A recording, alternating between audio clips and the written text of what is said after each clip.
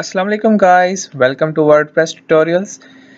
ये tutorials basic से लेके एडवांस लेवल तक है और ये कोर्स कंप्लीट यूट्यूब के इस चैनल पर अवेलेबल है और प्लीज़ सब्सक्राइब दिस चैनल। पिछले ट्यूटोरियल में हमने देखा कि पेजेस कैसे बनते हैं और एक हमने प्लगइन इंस्टॉल की थी क्लासिक एडिटर के नाम से। तो इस ट्यूटोरियल में हम क्लासिक प्लगइन को इंस्टॉल करेंगे और उसके जो भी टूल्स हैं उसको डीपली देखेंगे, कौन सा टूल किस पर्पज़ के लिए इस्तेमाल होता है। और हम देखेंगे कि हेडिंग्स और पैराग्राफ किस पर्पस के लिए इस्तेमाल होती हैं और वर्डप्रेस में ये कैसे यूज़ होती हैं। और हम देखेंगे कि पिक्चर्स जो है वो वेबसाइट पर कैसे ऐड होती हैं। हम देखेंगे कि फीचर इमेज वो क्या होती है और वो कैसे यूज़ होती है और कहाँ पर उसका इस्तेमाल होता है। और हम देखेंगे कि जो पेज पेज को पासवर्ड प्रोटेक्टेड अगर लगाना है, अगर एक किसी पेज को पासवर्ड लगाना है कि एक स्पेसिफिक यूज़र ही उसको खोल सकता है पेज को, तो वो हम कैसे करेंगे। डिफरेंट व्यूज़ हैं पेज को शो करने के, वो व्यूज़ देखेंगे और काफ़ी चीज़ें इस ट्यूटोरियल में देखेंगे। आइए अब वीडियो की तरफ आगे बढ़ते हैं। इस ट्यूटोरियल में हम देखेंगे कि जो पेज हमने बनाया था, इसका जो क्लासिक एडिटर है उसके जो फीचर्स हैं उस पर हम इस ट्यूटोरियल में देखें कि कौन सा फीचर किस पर्पज़ के लिए यूज़ होता है। तो ये एक पेज बनाया था होम के नाम से, तो इसमें देख सकते हैं कि ये कंटेंट है और ये क्लासिक एडिटर है। तो अगर मैं इसको डिलीट करता हूँ इस कंटेंट को, और यहाँ से सबसे पहले एक ये वेबसाइट है और इसका मैं ये कॉपी करता हूँ और ये पेस्ट किया, ठीक है। तो अब इसको मैंने क्या करता हूँ, ये जो हेडिंग्स होती हैं ये लेट्स सपोज जैसे बुक पर कोई हेडिंग होती है, हेडिंग 1 सबसे बड़ी होगी, हेडिंग 2 उससे छोटी, हेडिंग 3 उससे छोटी, हेडिंग 4 उससे छोटी, हेडिंग 5 उससे छोटी और हेडिंग 6 उससे छोटी। ये एचटीएमएल पर्पस होता है इसका, ये जो हेडिंग्स होती हैं। तो हर वेबसाइट पे मेक श्योर कि एक ही हेडिंग 1 हो जो कि आपका टाइटल होता है। वेबसाइट का जो टाइटल होता है वो हेडिंग 1 होता है। हर एक वेबसाइट पर एक हेडिंग 1 होनी चाहिए, इससे ज़्यादा नहीं होनी चाहिए। हेडिंग 2, 3, 4 ये आप जितनी मर्जी करें, लेकिन हेडिंग 1 ये एक ही होनी चाहिए। गूगल की जो रिकमेंडेशन होती है एसईओ के लिए, एसईओ बेसिकली क्या है कि अपनी वेबसाइट गूगल में टॉप रैंक पर शो करना, उसको कहते हैं एसईओ, सर्च इंजन ऑप्टिमाइजेशन। तो वो रिकमेंड करते हैं कि आपकी जो एक पेज हो उसमें बस एक ही हेडिंग 1 हो, ठीक है। तो पैराग्राफ क्या है, सिंपल जो हम लिखते हैं वो पैराग्राफ होता है। और जो प्री फॉर्मेटेड होता है तो उसमें हम जिस तरह भी लिख दें। अब ये देखिए मैंने इसमें क्या किया है, ये स्पेस दे के मैंने लिखा है, तो प्री फॉर्मेट में क्या करेगा, वो स्पेस को उसकी उसी तरह ही प्रिंट करेगा जिस तरह मैंने लिखा है। लेकिन अगर मैं पैराग्राफ में इस तरह स्पेस दूं तो वो सिंगल स्पेस इसको कंसीडर करेगा। तो इसकी अब एग्जांपल देखते हैं। तो इससे पहले हम हेडिंग 1 को भी देख लेते हैं। हेडिंग 1, ये 2, ये 3, ये 4, ये 5, ये 6, ठीक है। तो ये heading 1, heading 2, heading 3, heading 4, heading 5 और ये हेडिंग 6। अब हम इसको सेव करेंगे और इसके बाद देखेंगे कि क्या इफेक्ट हुआ है इस पेज पर। और इसको मैंने ओपन भी कर लिया है। तो ये देखिए ये इस तरह हमारे पास 6 हेडिंग्स आई हैं, ठीक है। और ये हमारे पास पैराग्राफ आया है और ये हमारे पास प्री फॉर्मेटेड, जिसको हम कोटेशन भी कह सकते हैं, कि जिस तरह हमने उसमें लिख दिया वो ही प्रिंट होकर हमारे सामने आएगा।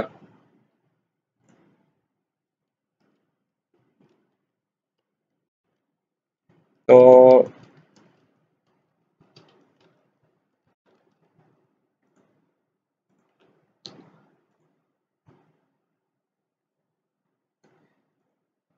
बेसिकली ये जो वर्डप्रेस का एडिटर है ना, इसकी दो टाइप्स होती है। वर्डप्रेस के एडिटर की दो टाइप्स होती हैं, एक होता है विजुअल और एक होता है टेक्स्ट। टेक्स्ट में जो होता है, जो कि जिनको HTML और CSS वगैरह के बारे में पता है, वो यहाँ पर देख सकते हैं कि किस तरह ये HTML का कोड हुआ है। ठीक है, तो विजुअल में बेसिकली जस्ट हमें टेक्स्ट ही नजर आता है, इसमें कोई कोडिंग नजर नहीं आती। लेकिन जब हम टेक्स्ट पर जाएंगे तो इसमें हमें कोडिंग नजर आती है, जो कि इसको कहते हैं HTML कोडिंग। ठीक है, जिसमें ये देखें, जो हमने हेडिंग्स बनाई थी H1, H2, H3, H4, H5 और H6 पैराग्राफ, जो ये बेसिकली टैग्स होते हैं। HTML में इनको टैग्स कहते हैं, लेकिन जो हमारे पास शो हो रहे हैं वो इस तरह शो हो रहा है, जो कि यूजर्स को भी शो होगा। ठीक है, तो ये डिफरेंस होता है विजुअल में और ये होता है टेक्स्ट में।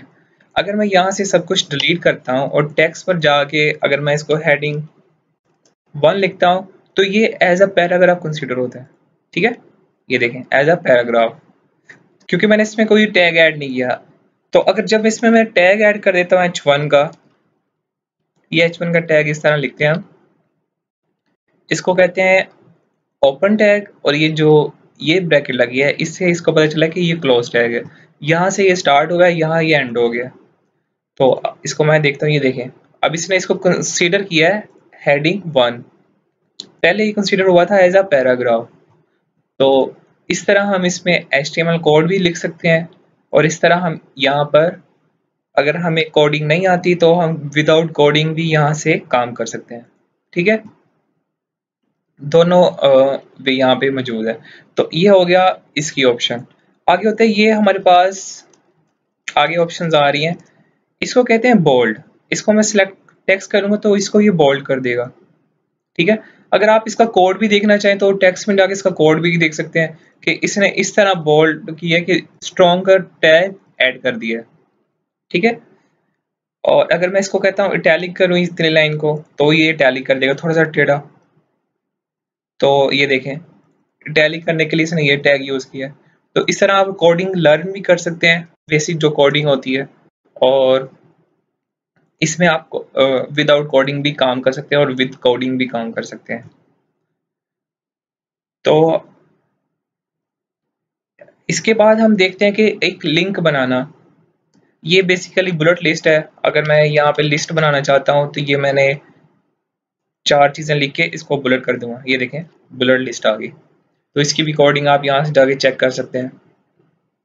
और बुलेट कोडिंग्स दो तरह की होती है, एक होती है अनऑर्डर, इसको कहते हैं अनऑर्डर इसमें क्योंकि कोई नंबर नहीं दिया हुआ, और एक होता है ऑर्डर, इसमें ये ऑर्डर वाइज है 1 2 3 4 5 6। ठीक है, नंबर लिस्ट भी इसको कहते हैं और इसको कहते हैं बुलेट लिस्ट। और नेक्स्ट ये जो चीज है इसको कहते हैं कोटेशन। अगर आपने कोई भी कोटेशन है आपकी, तो आप उसको जो शो करोगे, इसको लिख के सिलेक्ट करके आपने इस पर क्लिक कर देना है। तो ये देखें कोटेशन शो हो रही है। इस तरह आप कोटेशन भी शो कर सकते हैं। ठीक है, अगर आपने इसका कोड देखना है तो वो भी आप कोड भी जाके देख सकते हैं। ये जो चीज यूज होती है वो होती है ब्लैंक स्पेस के लिए।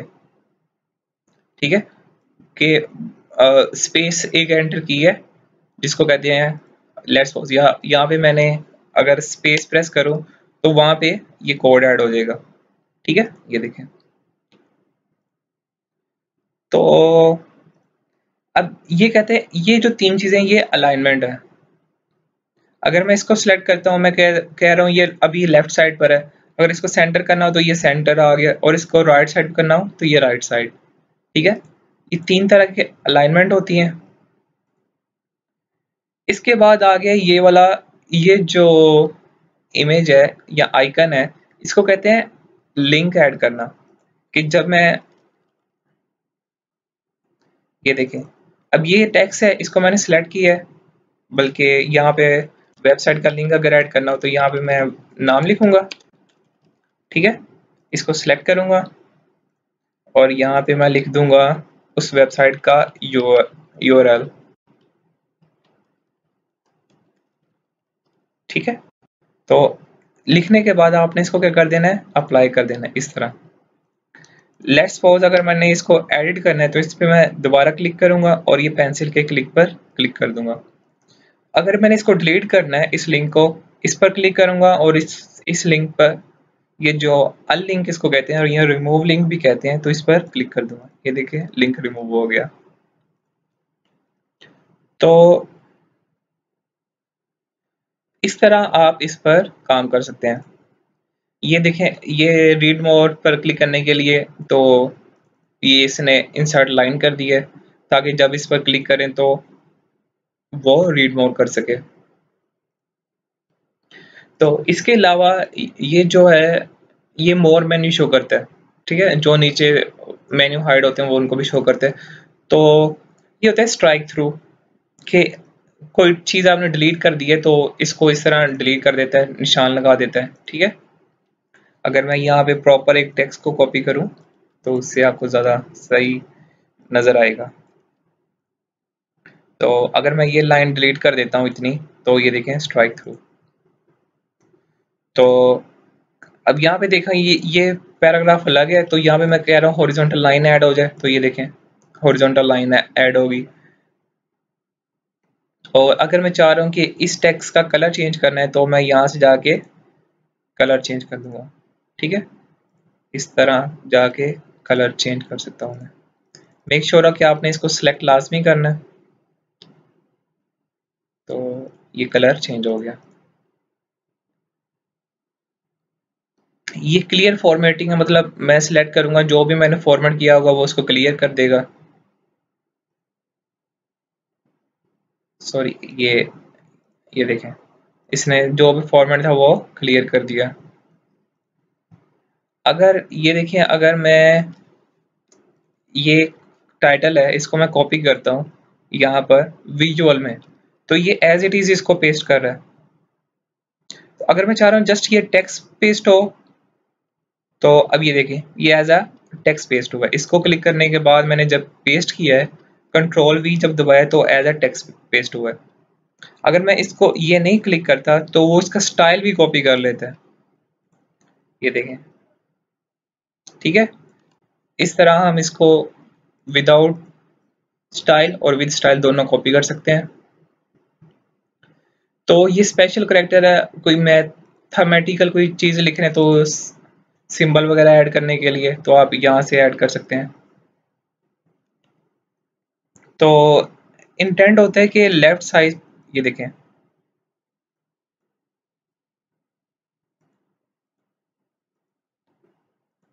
बेसिकली ये स्पेस है कि आपने लेफ्ट साइड से कितनी स्पेस देनी है और राइट साइड से कितनी स्पेस देनी है, तो ये स्पेस को शो करता है। तो ये कीबोर्ड शॉर्टकट्स अगर आप यूज़ करना चाह रहे हैं तो ये कीबोर्ड शॉर्टकट्स का बता देगा कि कौन कौन से कीबोर्ड शॉर्टकट भी यूज़ होते हैं, तो उससे आप देख सकते हैं।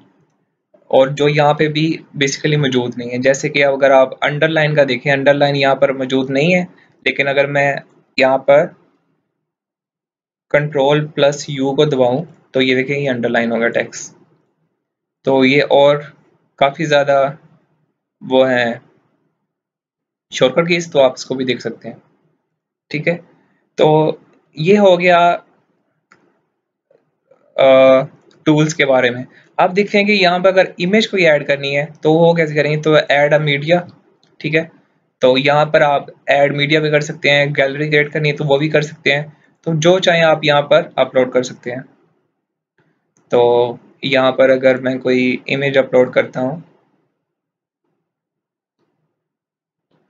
तो इमेज,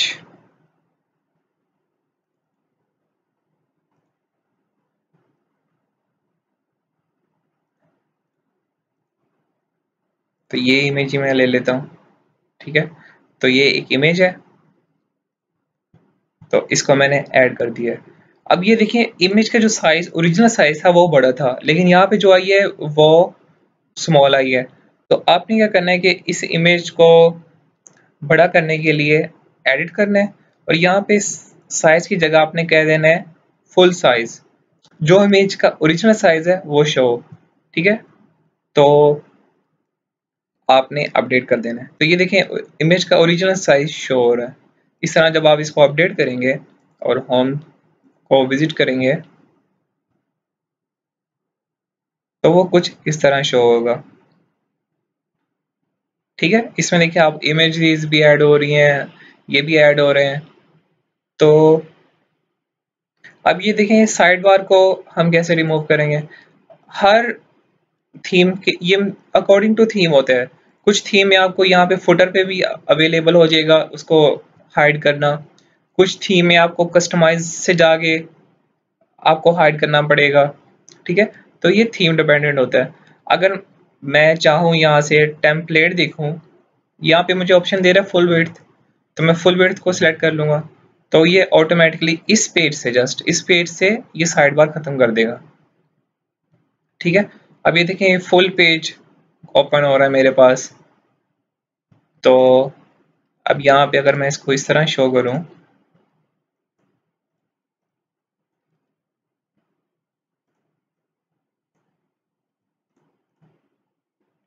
और इसको मैं अपडेट करता हूँ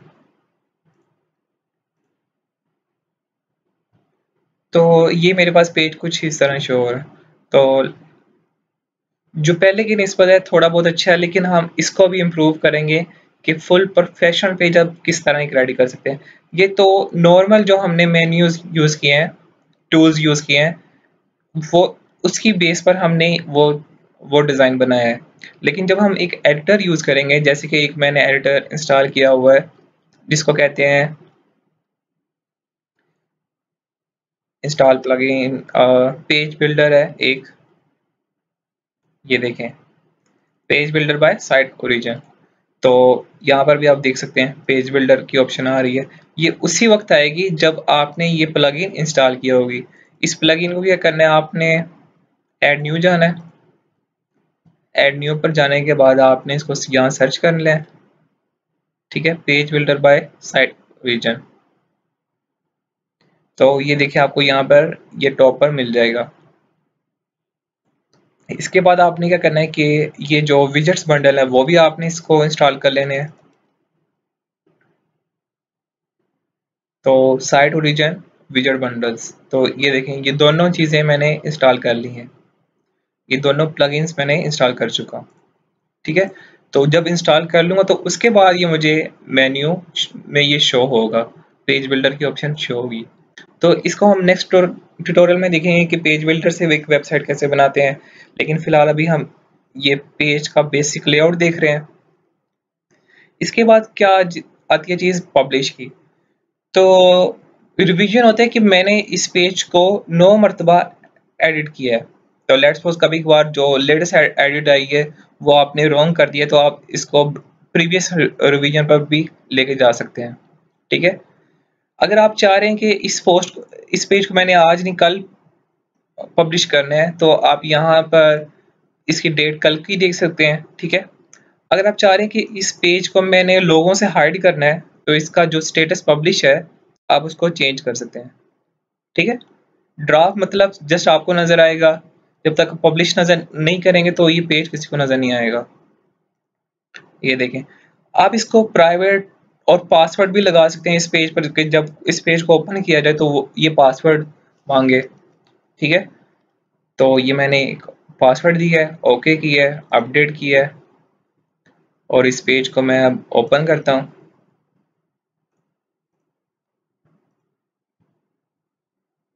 ठीक है, ये देखिए मुझे वो पासवर्ड मांग रहा है तो 123 मैंने पासवर्ड लगाया था, 123 एंटर करता हूँ। तो अब ये मुझे पेज का कंटेंट शो कर रहा है।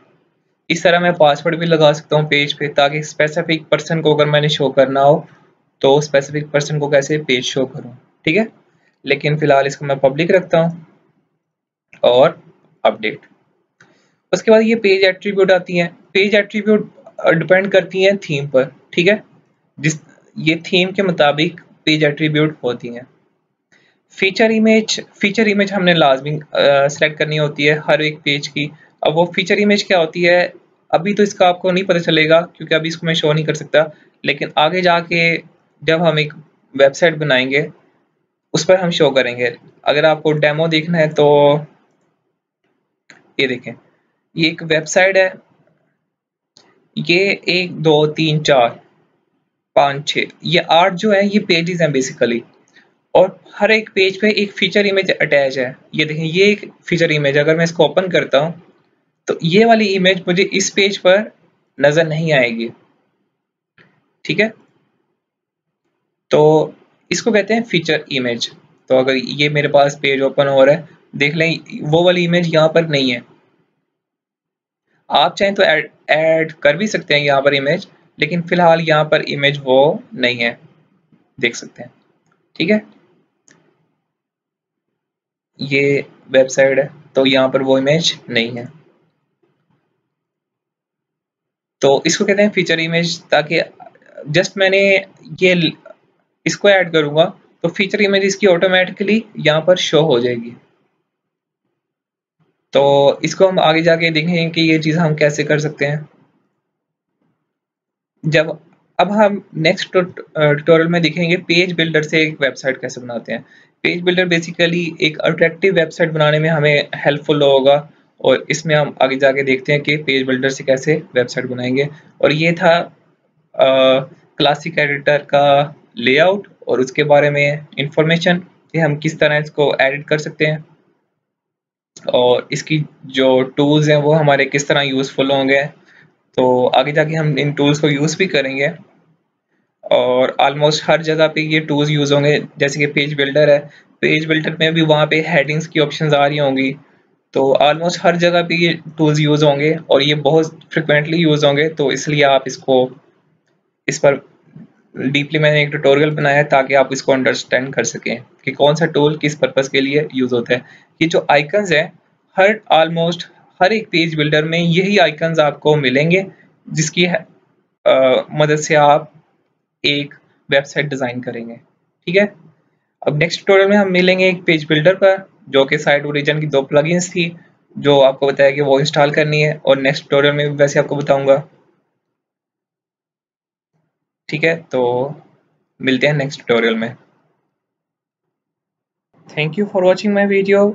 अगर आपको कोई भी क्वेश्चन है तो आप मुझे कमेंट में पूछ सकते हैं और मैं उसका वहाँ पर आपको रिप्लाई दे दूँगा। और please like this video and subscribe my channel and click on bell icon.